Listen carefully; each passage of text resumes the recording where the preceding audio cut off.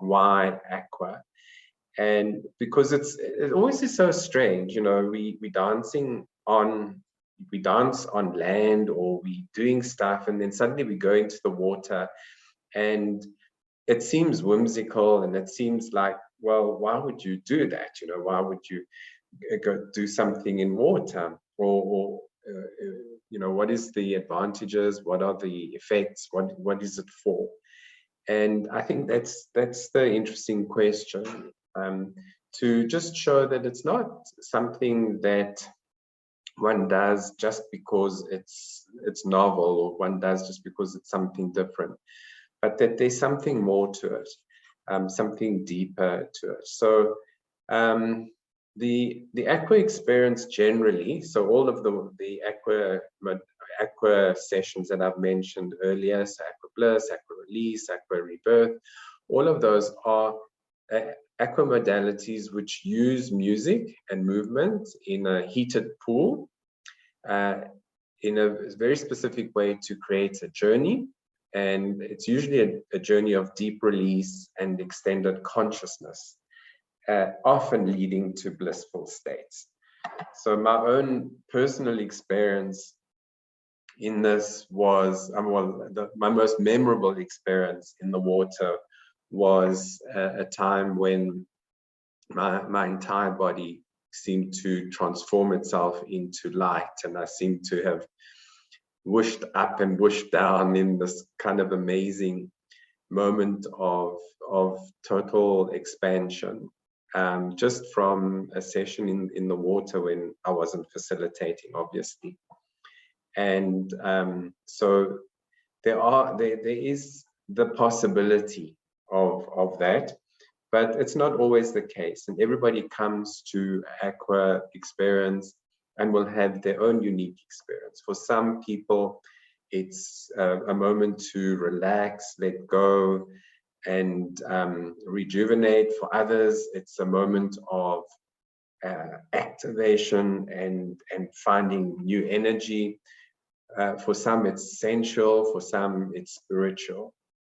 So it contains an entire range of experiences and ways of working, but essentially they all are based on this idea of creating a journey using movement and music.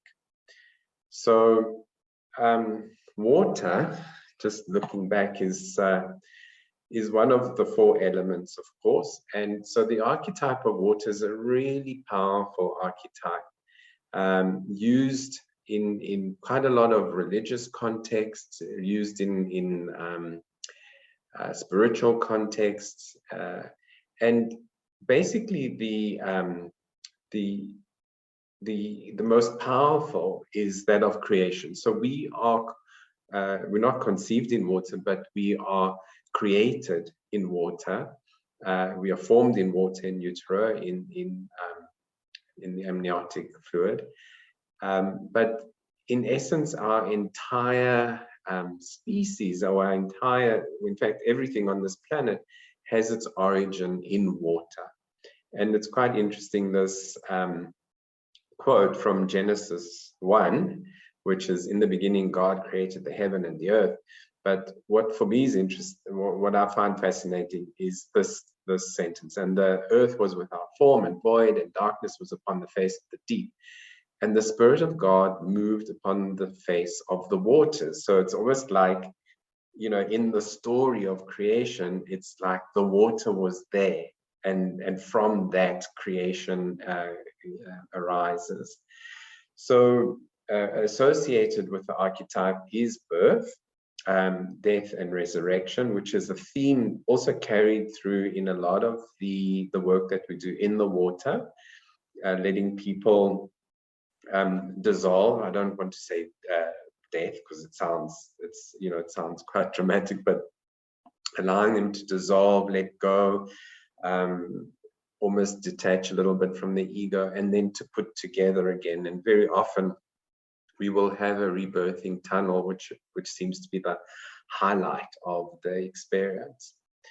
Then, you know, the archetype in spiritual sense has the idea of purification and redemption. It's almost like when you go into the water, it's a moment of cleansing. And the cleansing can obviously be very physical, but it can be metaphorical, and it can be psychological. So I go in the water and I let go. I allow the things that I'm carrying to dissolve and to just dissipate into the water.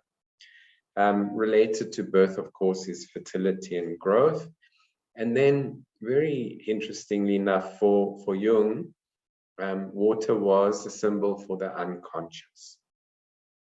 So it has that that element, that it's this other world. It's deep. So in terms of biology, we come back to our own physical development, is that our first movements take place in the womb, and they take place pretty soon after conception. Well, not right away, but pretty soon.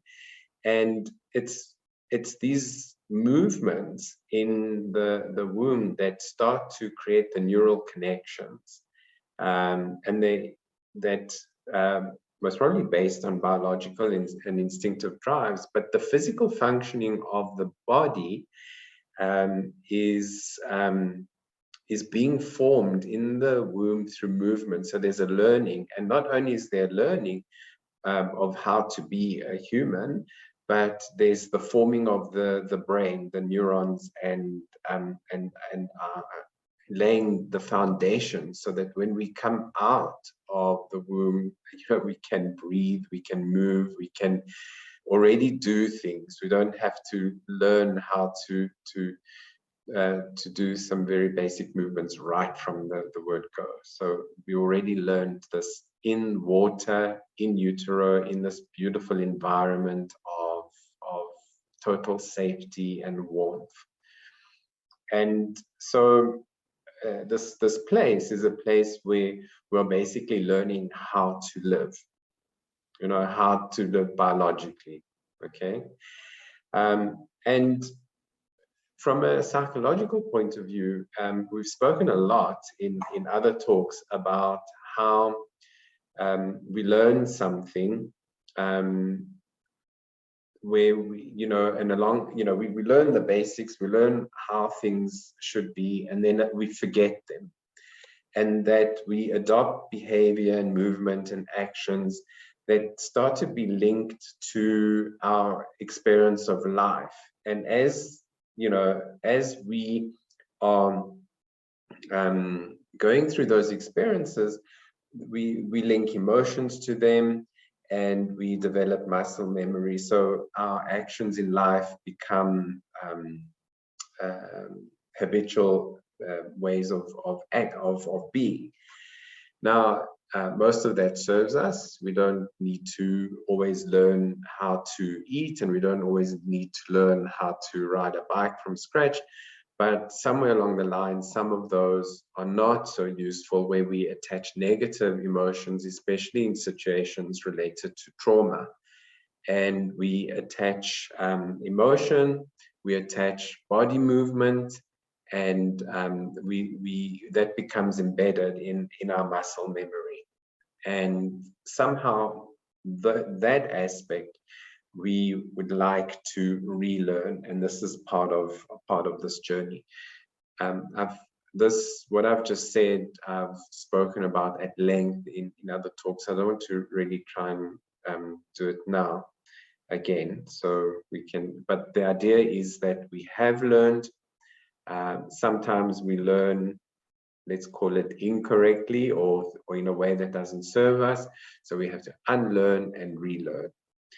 And okay, so then also water in a metaphysical way, related to Jung's idea that it is part of the unconscious, is, you'll find this in a lot of spiritual traditions. So one of them, which is close to home, of course, is the San or the Bushman cosmology, where there are two when you go into trance, there are two ways in which that is experienced. One is climbing ropes to God.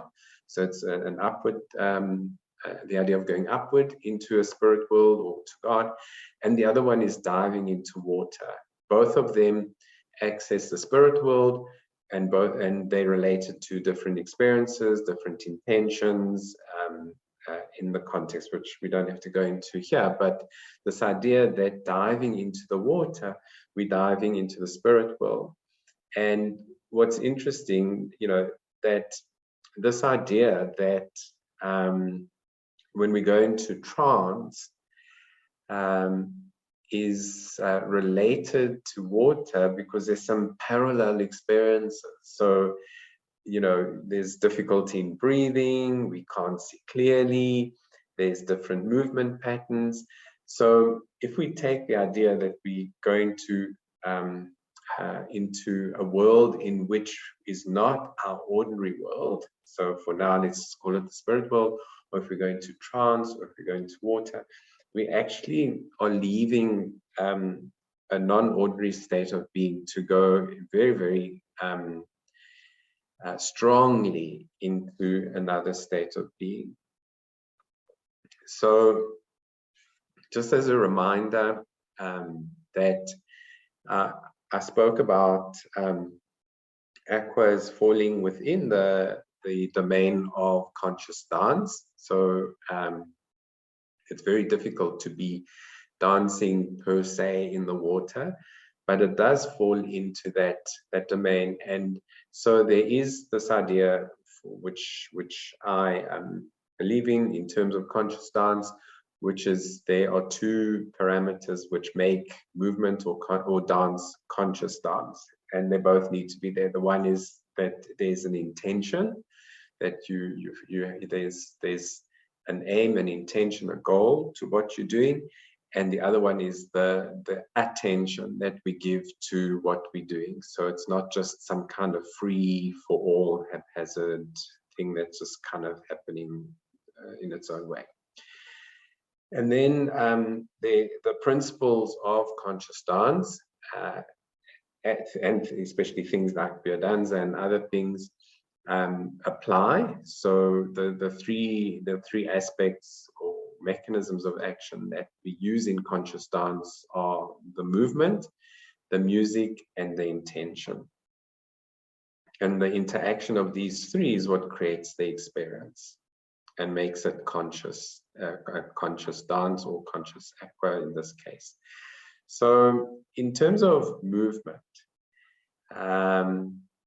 in the water, the water has a very strong influence on the way we move, and because of that, it creates a dramatically different experience. Oops, where's my thing? So we going into water, we are in a different element, something that we are not used to. We're used to being on land, so we're used to gravity, we're used to the effects of gravity, and air, which is to be able to move freely. Unless you're living in Cape Town and there's a southeaster, you can move very easily. So the sensation of movement is obviously not the same on land as it is on air. So immediately, physiologically, you're getting a different experience in your body. So not already, that's where it starts. A lot of it can be loss of control, and which is interesting, because especially when the water is agitated, or we're trying to do things that we are easy for us to do on land, but we can't do in water. Like if you want to get across the pool very quickly, it's going to be hard. Or if there's a lot of turbulence, you lose your balance. And I love this when we end our sessions, sometimes when we have a circle and we really create all this whirlpool. And once the music stops and we need to get out of the water, that you simply can't walk across the pool. You have to let go control and let the water take you to the steps so you could come out. And then, of course, the forces of nature are different. So something like gravity will be experienced differently in the water than it is on land, because of the qualities of the water, or the inherent qualities of water. So doing something in the water, like walking, is going to feel different. It's going to be a different experience, and therefore is going to expand an awareness around this simple action. Doing fluidity in the water is going to be different to doing it on land. On land, it's easier in the water. It's harder on land to feel and connect your body with those sensations. So all of this is influenced by the actual qualities of water. And I've just selected these: buoyancy, density, hydrostatic pressure, thermodynamics, and viscosity, which I would now explain to you. So buoyancy is the upward thrust of water acting against gravity. So you can see that if you are in the water is going to actually be pushing you upwards, believe it or not. And out of this experience, one gets an experience of weightlessness of the body. Now, especially sometimes, we've had some biggish people come to the pool, and sometimes the comment is this amazing feeling of lightness, which is not experienced on land, maybe when you have a bigger body. So this weightlessness, feeling light, feeling that there's, it's almost like a weight taken off you, so to speak. And because of that, there's less stress on the body. So there'll be less stress on the legs, on the ligaments, on the muscles, and with that comes an ease of movement. I always want to encourage people to explore and do things in the water that they wouldn't ordinarily do on land, but that's quite a push for many people. So the density, this little diagram on the left to demonstrate buoyancy, is because the density of the human body is less than the density of the water. There is this upward push. So what happens is that the relationship of density of a body to water is 1 to 0.95. And if you are totally relaxed in the water, in theory, you will not sink. In theory, you will be suspended. And it is possible to, if you remain upright, to push your head back. And normally 5% is this half your head. And you could, in theory, in calm water, let's just make a whole lot of provisos here before somebody drowns and then you blame it on me. You can actually float and survive in the water. So we get this experience in the water because of this density relationship, again, of being able to be suspended and to let go and to have this relaxation. And because of the ease of movement, we have an extension of movement. Now, some of these things are used in hydrotherapy, and this is not what we're talking about now, but when people are rehabilitating their muscles or their bodies, very often they will go to a hydrotherapist, and they'll be working in the water, and they'll be able to work with ease on the body and build up muscle, build up range, etc. So that's another whole other aspect, but of course you have to be trained for that. Then the hydrostatic pressure is the pressure of the water distributed around the body. So immediately we get into the water, we will feel the pressure of the water on us. The deeper you go, the higher the pressure. Now, in a normal pool, that's barely perceptible from your feet to your chest, but in theory, there is this difference in pressure. And sometimes the negative aspect of that is people who come in and feel that on their chest, can't breathe. They're like, oh my God, I can't breathe. Oh, and then have to come out of the water and take a few breaths and that. But ultimately, once you get used to that, what happens, because we have this pressure on the skin, is that it is possible. There's a possibility. It's like almost like a very subtle massage, that it increases the sensitivity of the skin. And there's a greater awareness of touch. If somebody's touching you in water, or you're touching somebody, it feels very, very different to when you do it on land. And what is for me fascinating is that, whereas maybe if you're massaging somebody on land and you have to put pressure and you kind of to get some sensation, in the water, it's kind of like subtle, and you can do the most delicate of caress, and it will have the most amazing effect on the body to relax the body and to let go. So it's a very different sensation, experience, but it's equally powerful. And because of this, you can release there will be a release of tight muscles and tightness and stiffness, helped of course by the thermodynamics, the temperature of the water. So water retains its heat much more than air or anything else. So once you're in that water and it's warm, it's going to stay warm for the whole session.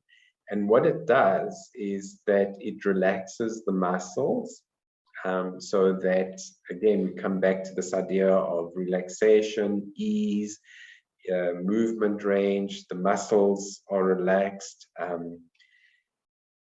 There's an increase in blood pressure because of the heat in the water. So it's not dangerous, but if the water reaches 40 degrees, which it never does, we keep the pool here between 36 and 37 degrees, but at 40 degrees, it can have a negative effect on pregnant women. That's the only problem, and of course people who suffer from blood pressure. And because of the increase in this blood pressure, which isn't dramatic, so it's not dangerous, there is an increase in sensitivity as the blood flows around your body. So again, coming back to that idea of touch and connection, there's sensitivity. But the water being between 36 and 37 degrees means that it is in effect body temperature, and it is in effect mimicking the womb in utero. And that was a time for almost everybody when life was calm, life was secure, life was safe, everything was taken care of. And so to go into that environment can have a calming effect and a sense of security. Of course, if people have problems or traumatic experiences, it's different, but we're just talking about like what's usual. Then the last quality of water is its viscosity, and this I find really interesting in relation to working in the water, and I love to play with this. So viscosity is about the resistance that a moving body will encounter in water.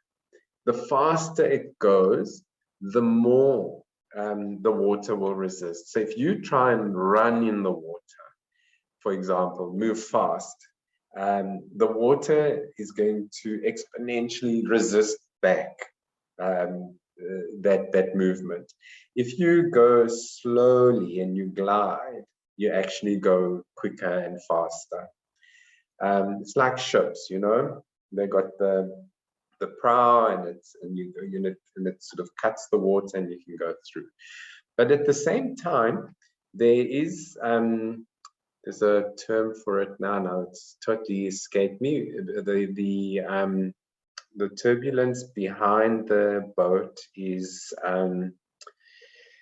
the drag behind it. So when a boat goes, or through the water, body goes through the water, not only is there kind of resistance, but as it goes, the turbulence of the water behind it creates a drag, and it can sometimes pull back and sometimes push forward.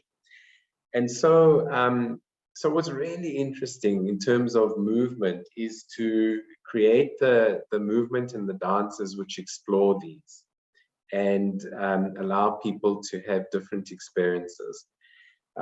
So the one, you know, when you're going slow, and when you're, you know, have you fluid and you sort of easing into the water, it's very easy to then feel oneness with the water and start to dissolve. So it's kind of like when it's easy and you're flowing, suddenly the separation between you and the water starts to disappear, especially since it's body temperature. But this viscosity and these different types of movement create heightened awareness of body movement and self. So it's always interesting to experiment and to move and to walk and to try things in the water that will create this experience, and then it kind of brings home that an awareness to the actual body through the movement. So the intention, so that was movement. So intention in terms of AQUA is really to evoke a state of trance in the water and induce an experience of expanded consciousness, which we do through regression. So reconnecting to prenatal and perinatal states. As we said before, the warm water, the environment is like the womb. The strangeness and difference of the environment takes us into a different state of being, and we start to work in a way that will take us into an altered state of consciousness. So we what happens when we go into an altered state of consciousness is that there's a shutdown of the prefrontal cortex, the control center, and effectively it relinquishes control to the unconscious, the pre-verbal, the instinctual part of the brain, okay, which is a longitudinal integration of the brain. So in an altered state, which I've just put this very famous image here on the right,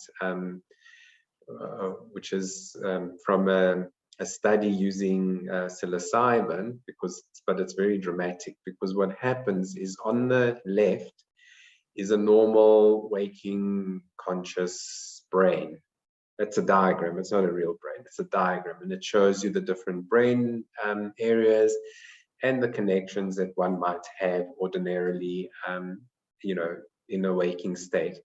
And when one goes into an altered state of consciousness, and this time, in this example, in the study, they used psilocybin, of course, those connections increase, and we have what I've just mentioned. Now we have longitudinal integration between the thinking cortex and the unconscious instinctual part of the brain, the archaic brain, and we have lateral integration between the two hemispheres, the left and the right hemisphere.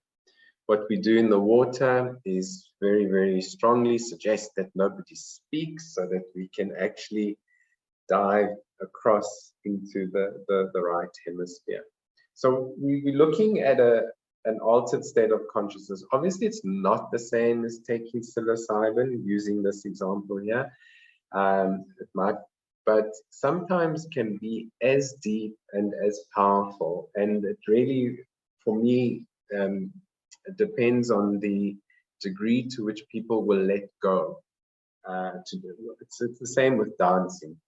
You know, if you hold on and don't let go, you'll go so far. And the minute you let go and you allow yourself to go deeper, then you will approach these states.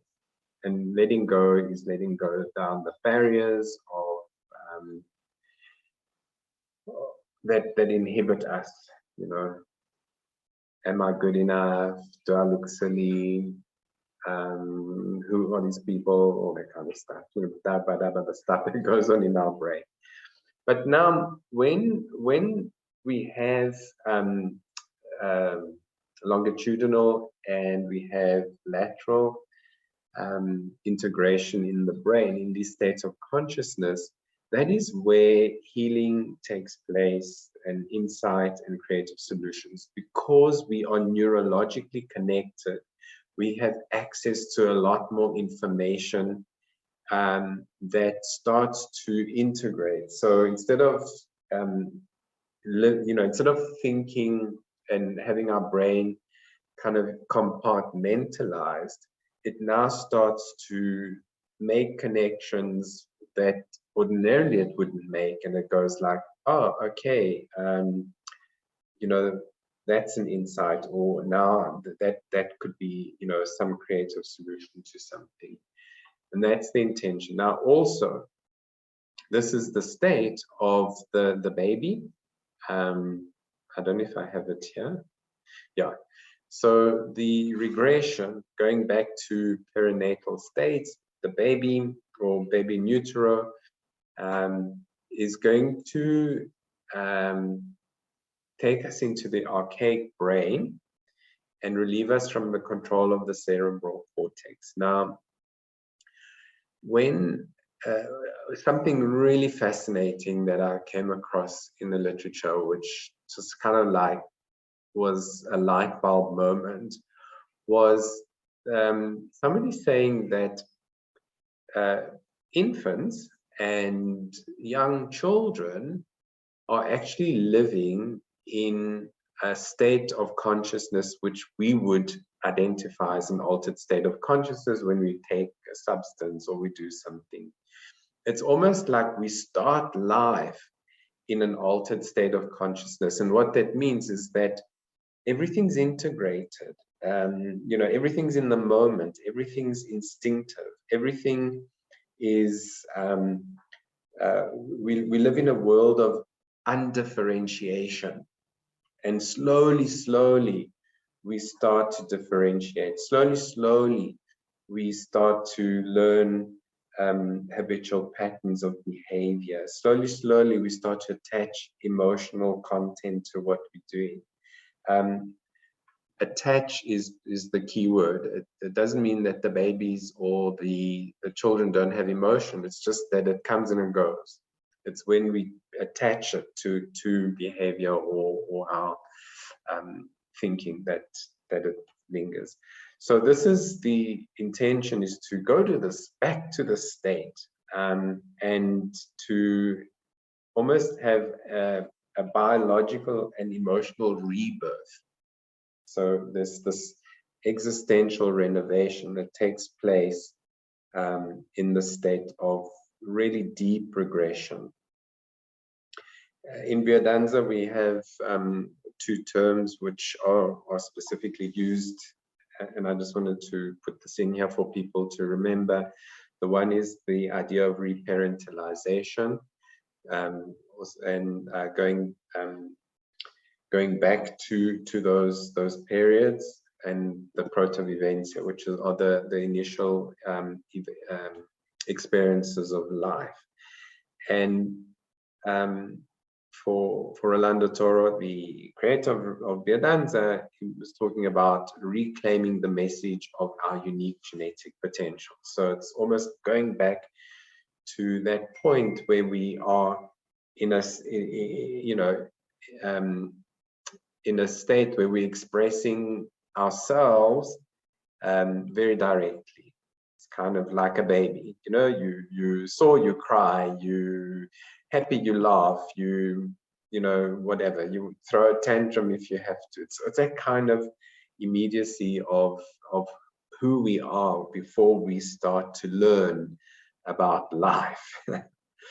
So it's quite interesting. The music, I haven't got a lot to say about the music here, really, other than to say that the music generally would be used to evoke memory, so if we can, this is very hard to work with because different people will have different relationship to music and different preferences, but the music will evoke emotion. So it might be a memory. So you'll hear something and you'll think of something. I have an example. Last night I played a particular song and it really made an impression on somebody, and they were saying how they felt romantic and how they felt connected and held, and for me it was interesting because it was the words and the music, but also it was the structure of the music, which is a whole other talk and to talk about. But when we are in a altered state of consciousness, we have a thing called synesthesia, where the senses cross over. So colors become sound, and sound becomes movement. That's the obvious one, and color becomes movement. Basically, the senses start to connect, and the structure of music helps with this. So if you have music that is going upward, then the motion will go upward, the emotion will go upward, etc., etc. But that is another talk.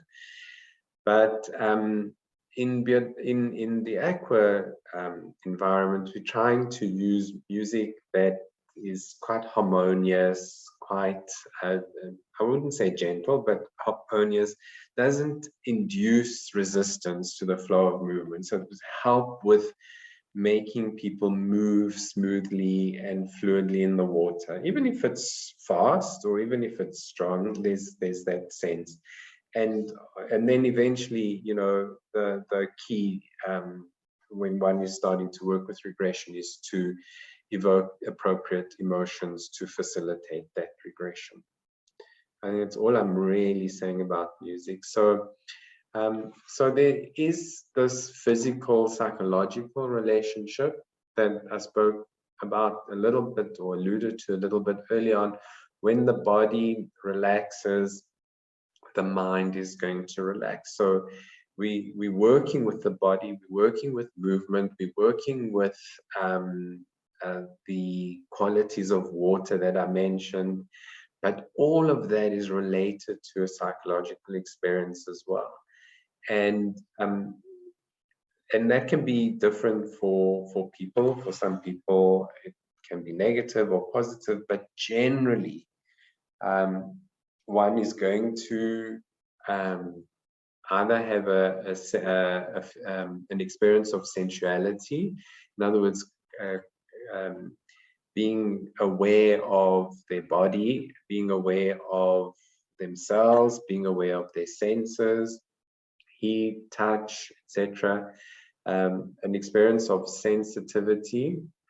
I will put there in brackets vulnerability, openness, and then a sense of presence. In other words, coming into the body. So it's a really, if you take those three, that becomes quite a powerful experience. So physically, we enter into altered state of being, and that leads to an altered state of consciousness.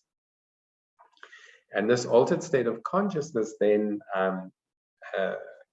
can be an oceanic experience. So this is a term coined by Freud, the oceanic experience, and taken up by others as well, as things like Maslow's peak experience and things like that. But basically, the oceanic experience is going to be an experience where there's a sense of timelessness, so a sensation of eternity.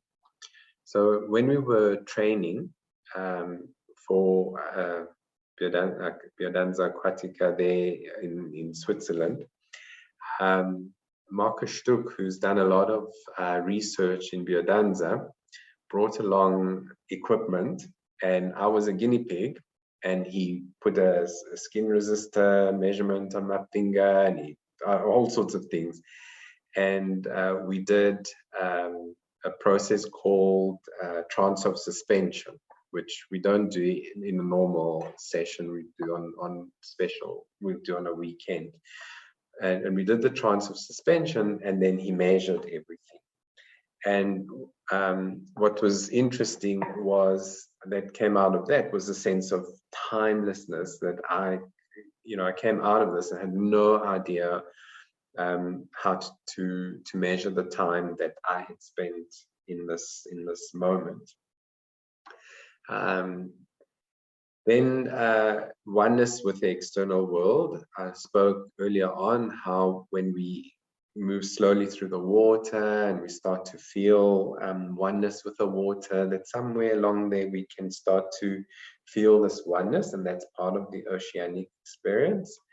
Then the primitive ego feeling of infancy, part of that, this idea of regression back to perinatal and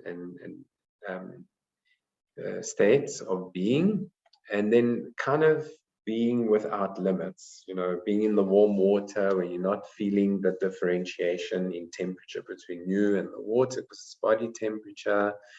And sometimes there are other processes with people that break down or dissolve the limits and the barriers. And then it can be a blissful experience. And so that's the oceanic experience that we're aiming for. So bliss, in the end, I think the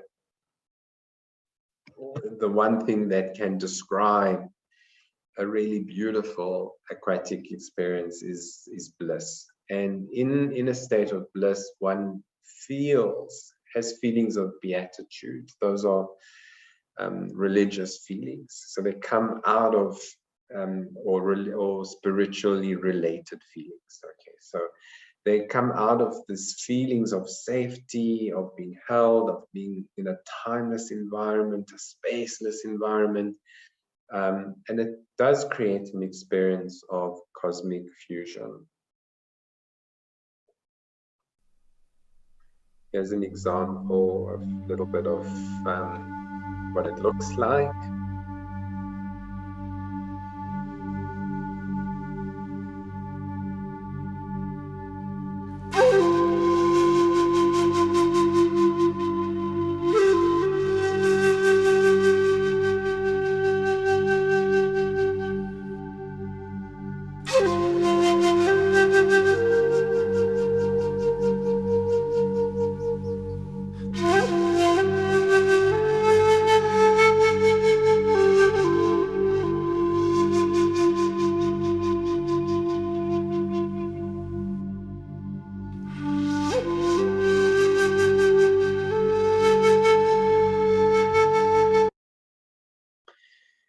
Cool. So just to end off, here's a quote from Rolando Toro, and I love this because he talks about regression, and it says it means to submerge oneself in the bed of our species. So it's not even, it's like really going back to core and of the species. Never mind ourselves. And early on, I said we came out of the water, and we carry within us the memory of our entire species in our DNA anyway. And we go back to the bed of our species to reclaim the message. I love that, just to reclaim the message that there is a connection between the seed and the fruit. This is him being poetic, between the genetic program and the organism in its process of maturation.